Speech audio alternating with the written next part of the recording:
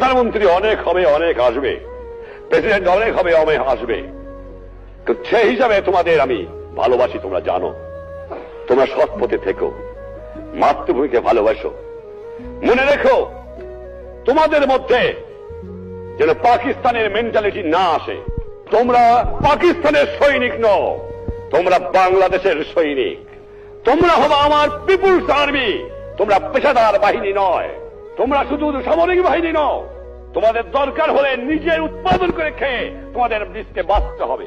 এটা হবে আমার জনগণের বাহিনী, এটা হবে পিপুলস আর্মি। এটা পাকিস্তানের পেশাদারি আর্মি হবে না। এইদিকে তোমাদের খেয়াল রাখা দরকার।